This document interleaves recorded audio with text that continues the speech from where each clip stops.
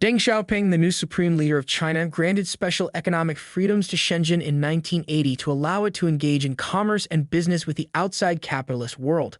The city, which was home to only 330,000 people, has grown into one of the biggest and most economically significant cities in the world in the 40 years since. China is home to hundreds of independent economic giants, and the reforms implemented in key areas have been widely embraced. China's economic growth has greatly benefited both the nation and the rest of the world, as many commonplace consumer goods are produced at a significantly lower cost than they would be produced locally. This has helped hundreds of millions of people escape poverty. However, there have been both national and international issues. The assumption that this economic boom would last forever has been the largest issue facing the nation. The nation has had the fastest economic development in recorded history, and many social, political, and economic structures now depend on this expansion continuing indefinitely. However, this has resulted in some systems prioritizing short-term economic growth over long-term stability. The long term may have come in ways that were never imagined, and economists should be more aware of the growth rates, the country's economy, and the debt crisis with very little national borrowing. Understanding China's economic situation. China's economic struggles are a result of international tensions, including potential hostilities with advanced nations, human rights concerns, and the country's upending of the global economic status quo. People are eager to hear about China's imminent collapse, but this does not imply that anything is true. China's economy has not collapsed just over a year ago, but since the longest and most severe lockdowns in history, the nation has reopened essentially in full. Extreme measures to regulate activities such as work, shopping, travel, and business have maintained the nation's dubious case numbers. However, after the relaxation of these restrictions, there was optimism that the economy would flourish as individuals ventured out to pursue their dreams. Previously, China experienced yearly growth rates in the near double digits, but today they are just about 5%. This indicates that the Chinese economy is creating 5% more net products and services in a given year than it was a year and a half ago. Many media sources and some economists have interpreted this as an indication of China's decline, although they typically do not provide a rationale. China's economic growth challenges and ghost cities. China's economic growth statistics are low, reflecting a trend of declining numbers for just over a decade. This is exceptional in comparison to Western economies, which aim for growth rates of 2 to 3% each year. However, many fail to achieve this growth rate. The reason for economic growth statistics exists, and it is a matter of expectations.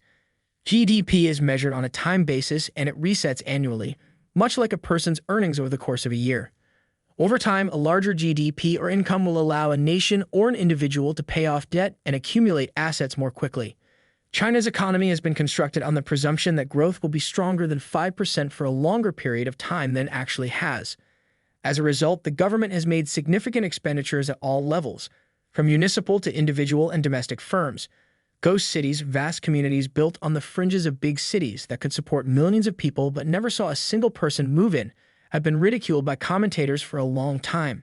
Some observers defended this technique, citing examples in which these phantom cities were eventually completely filled.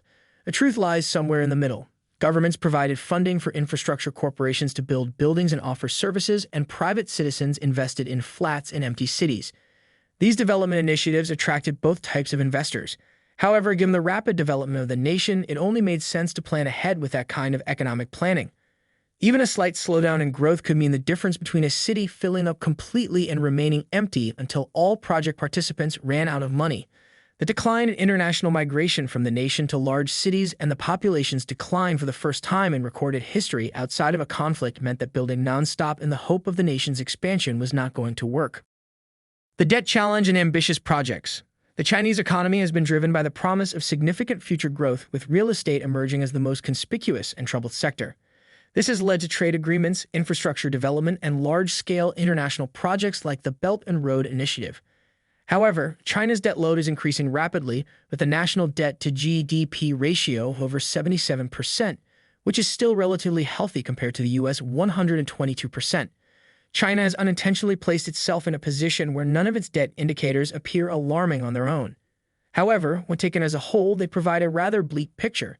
The best estimates provided by Goldman Sachs place China's total provincial debt at over $23 trillion, or 150% of the nation's entire economic output. The major purpose of the provincial borrowing was to finance large-scale infrastructural projects with the expectation that the nation's industry would expand to fill them. Major cities across the nation are becoming extremely wealthy, and industry hubs and other areas do not want to fall behind. Municipal government's primary source of income comes from leasing state-owned land to developers for periods of 70 or 99 years, but they can only do so if there is a market for real estate, and a market for real estate can only exist if the local government is funding large-scale projects. If the figures are accurate, the combined debt of the provinces and the federal government would exceed 200% of the GDP of the nation, a level that would cause concern in even the strongest countries.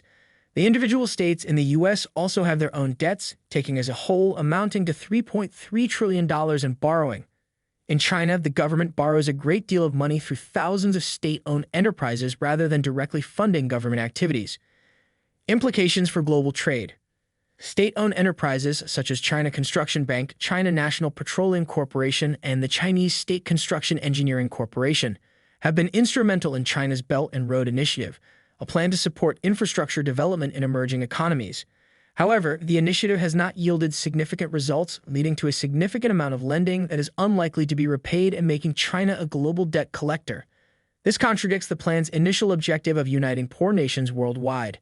Many state-owned enterprises in China are conventional real estate developers which have faced issues since the failure of Evergrande.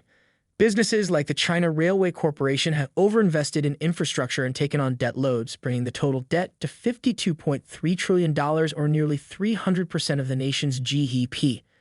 This debt is primarily owed to ordinary people who have taken on a lot of debt from investing in real estate, which is among the most expensive in major cities.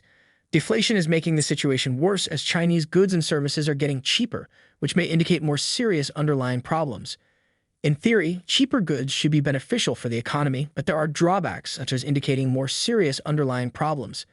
Deflation, a phenomenon where consumers are not spending as much, can significantly slow down an economy if it persists for a long time and is unexplained. It can be beneficial to the economy if wages rise in line with inflation, encouraging people to spend or invest their money.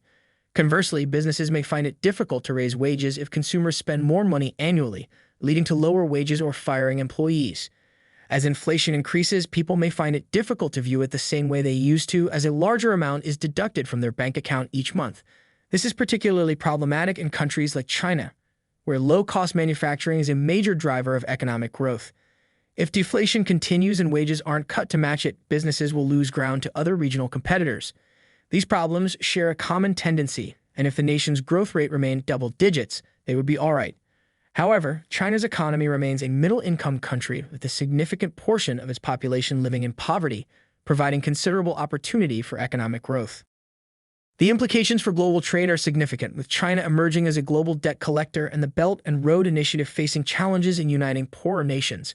State-owned enterprises involved in real estate and infrastructure projects have also faced financial difficulties. Deflation, driven by cheaper goods and services, has become a problem as it can slow down the economy if it persists. While cheaper goods can be beneficial, China's low-cost manufacturing sector could suffer if deflation continues. Despite these challenges, China's growth story is far from over. As the nation navigates these economic hurdles, it continues to offer substantial opportunities for further growth and development. Remember, if you enjoyed this content, please like, share, and subscribe for more insights into China's evolving economic landscape. Thank you.